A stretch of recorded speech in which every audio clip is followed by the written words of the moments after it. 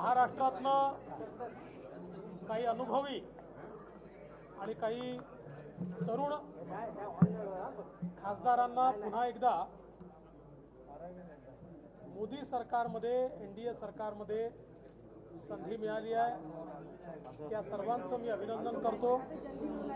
विशेषतः आमचे नेते माननीय नितीनजी गडकरी हे पुन्हा एकदा सरकारमध्ये येत आहेत, पियुष गोयलजी येत आहेत, त्यासोबत रामदास आठवलेजी हे देखील पुन्हा सरकारमध्ये सामील होत आहेत आणि रक्षाताई खडसे आणि मुरली अण्णा मोहोळ यांच्यासारखे अतिशय तरुण खासदार हे देखील मंत्रिमंडळात सामील होत आहेत। याचा मला अतिशय आनंद आहे।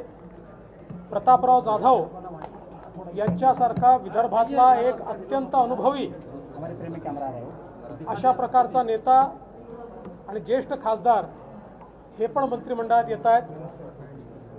याबद्दल देखील मी आनंद व्यक्त करतो आणि सर्वांचं शपथविधीपूर्वी अग्रिम अभिनंदन करतो। राष्ट्रवादी काँग्रेसला एकही पद मिळालेलं नाही। राष्ट्रवादी काँग्रेसला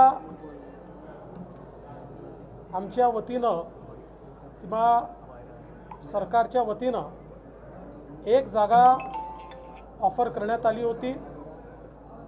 राज्यमंत्री स्वतंत्र प्रभार अशा प्रकारे ही जागा त्यांना देण्यात आली होती, परंतु त्यांचा आग्रह असा होता की आमच्याकडनं श्री प्रफुल्ल पटेल यांचं नाव फायनल आहे आणि ते आधी मंत्री राहिलेले आहेत, त्यामुळे त्यांना आम्हाला राज्यमंत्री स्वतंत्र प्रभार हे करता येणार नाही।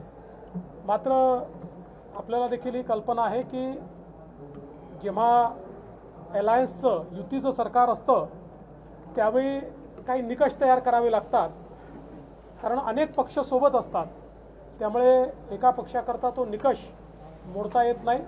पण मला विश्वास आहे की भविष्यामध्ये जेव्हाही एक्सपान्शन होईल त्यावेळी निश्चितपणे त्यांचा विचार त्या ठिकाणी होईल। राष्ट्रवादी काँग्रेस पक्षाचा पुढे जाऊन काही समावेश होणार आहे का? आता नाराजी त्यांची आत्ताही समावेशाचा प्रयत्न करण्यात आला, किंबहुना ऑफर आमच्याकडनं देण्यात आली होती। त्यांनी सांगितलं की आम्ही तुम्ही आम्हाला पुढच्या वेळेस दिलं तरी चालेल, पण आम्हाला मंत्रिपद द्या। कुठली नाराजी नाही त्यांची आता आहे तो फारसा चांगला राज्यात दिसला नव्हता।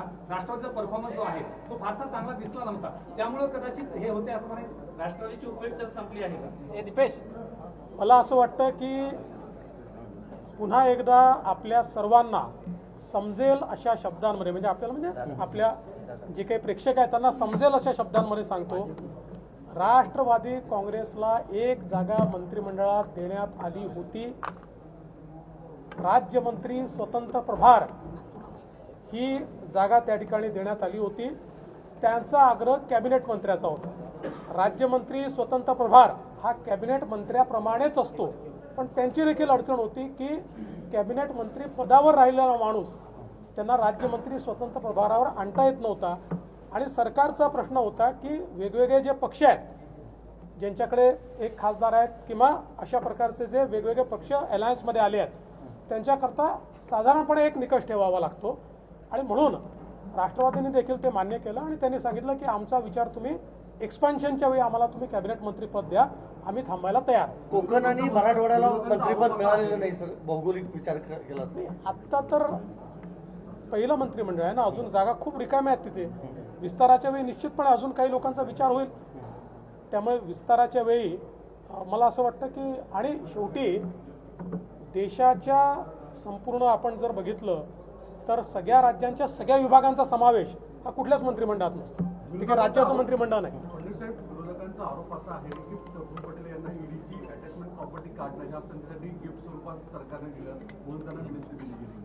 असं आहे की पहिली गोष्ट तर जे काही अटॅचमेंट होतं ते न्यायालयाच्या निर्णयाने निघालेलं आहे,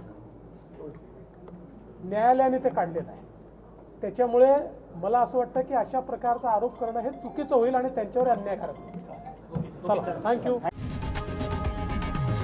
लोकशाही मराठी ऐका, पहा, जागरूक रहा।